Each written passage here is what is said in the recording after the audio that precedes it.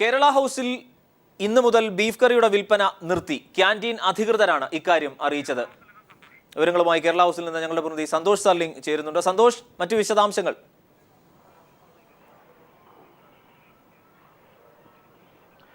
അരുൺ, ഞാനിപ്പോൾ കേരള ഹൗസിലെ ക്യാൻറ്റീന് മുമ്പിലാണ്. സമൃദ്ധി റെസ്റ്റോറൻറ്റ് എന്ന് പേരിട്ടിരിക്കുന്ന ഈ ക്യാൻറ്റീനിലാണ് ദില്ലിയിൽ താമസിക്കുന്ന മലയാളികൾക്ക് കേരളീയ ഭക്ഷണം ലഭിക്കാനുള്ള പ്രധാനപ്പെട്ട ഒരിടം. ഇന്നലെ വൈകുന്നേരത്തോടു കൂടിയാണ് ബീഫിൻ്റെ പേരിൽ പശുമാംസം വിൽക്കുന്നു എന്ന് പറഞ്ഞ് ഒരുപറ്റം യുവാക്കളും പിന്നീട് പോലീസും എത്തി ഏറെ പ്രശ്നങ്ങൾ ഉണ്ടാക്കിയത്. എന്തായാലും ഇതിൻ്റെ ഭാഗമായി ഇപ്പോൾ ബീഫ് നൽകുന്നത് കേരള ഹൗസ് അധികൃതരും ഇവിടെ തന്നെ ജീവനക്കാരും നിർത്തിവെച്ചിരിക്കുകയാണ്. ഇപ്പോൾ ജീവനക്കാർ നമ്മളോടൊപ്പം ഉണ്ട്. അദ്ദേഹത്തോട് തന്നെ നമുക്ക് നേരിട്ട് ഇക്കാര്യം ചോദിക്കാം. സന്തോഷ് ചേട്ടാ, എന്താണ് ഇന്നലെ സംഭവിച്ചത്? ഇന്നലെ ഉദ്ദേശം 4 മണിക്ക് ശേഷമാണ് ഒരു 3 ചെറുപ്പക്കാർ ഒരു കൂട്ടം പോലീസുമായിട്ട് ആദ്യം വന്നു. അപ്പോൾ അവർ അപ്പോൾ വന്നതിന് ശേഷം അവർ ഇവിടെ ഗോമാംസം വിൽക്കുന്നു എന്നുള്ള കിംവദന്തിയുടെ അടിസ്ഥാനത്തിലാണ് വന്നത്.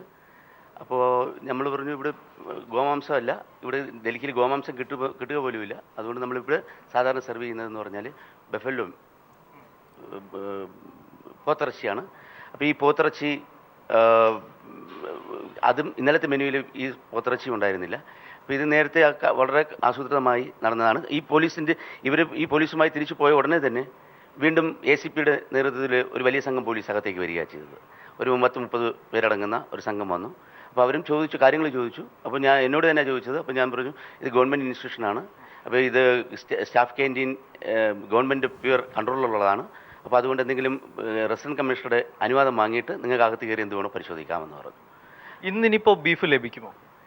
താൽക്കാലികമായി സെൻസിറ്റീവ് ഇഷ്യൂ ഉള്ളതുകൊണ്ട് താൽക്കാലികമായിട്ട് ഇത് വേണ്ട എന്ന് തീരുമാനിച്ചിട്ടുണ്ട്. നിർത്തിവെക്കാൻ എന്തെങ്കിലും നിർദ്ദേശം ലഭിച്ചിരുന്നോ?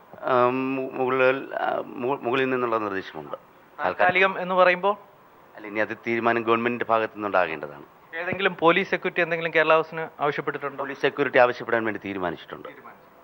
അരുൺ, എന്തായാലും ഇന്നലെ ഉണ്ടാക്കിയിരിക്കുന്ന ഈ സംഭവം ഇവിടുത്തെ ജീവനക്കാരെ വരെ ഏറെ പരിഭ്രാന്തരാക്കിയിരിക്കുന്നു. വളരെ ആസൂത്രിതമായാണ് ഈ ക്യാൻറ്റീന് നേരെ ആക്രമണം നടന്നിരിക്കുന്നത് പോലും.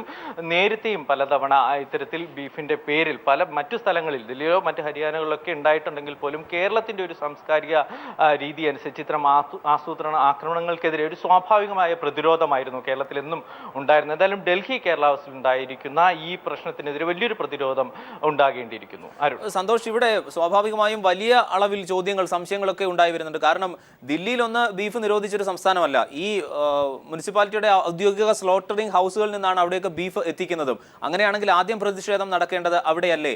ഇത് വളരെ കരുതിക്കൂട്ടി ആസൂത്രിതമായൊരു നീക്കം നടന്നതാണ് എന്ന് കരുതാനാകുമോ നിലവിലെ ഈ സാഹചര്യങ്ങൾ കൂട്ടി വായിക്കുമ്പോൾ?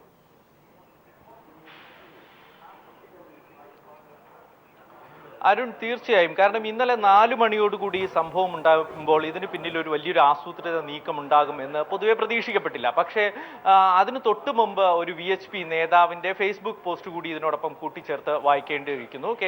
കേരള ഹൗസിൽ ബീഫിൻ്റെ പേരിൽ പശുമാംസം വിൽക്കുന്നു, അത് നമുക്കിനി കാണാം എന്നായിരുന്നു ഒരു VHP നേതാവ് പ്രദീപ് വിശ്വനാഥൻ എൻ്റെ ഫേസ്ബുക്ക് പോസ്റ്റ് ചെയ്ത്. അതിനുശേഷമാണ് പോലീസ് എത്തിയത്. പോലീസ് എത്തിയായിട്ട് ഒരു 10-30ഓളം പോലീസുകാർ ഒരുമിച്ചെത്തുകയും അതിനുശേഷം ഇപ്പോൾ നാം സംസാരിച്ചതുപോലെ സ്റ്റാഫ് ജീവനക്കാർ പറയുന്നത് പോലെ തന്നെ അതിനുശേഷം ACPയുടെ നേതൃത്വത്തിൽ വലിയൊരു സംഘമൊക്കെ എത്തുകയും ചെയ്തൊക്കെ ഒരു ആസൂത്രിത നീക്കം തന്നെയാണ് ഇതിന് പിന്നിൽ കാണാവുന്നത്. സന്തോഷ് സർലിംഗാണ് വിവരങ്ങൾ നൽകിയത് ദില്ലിയിൽ നിന്ന്.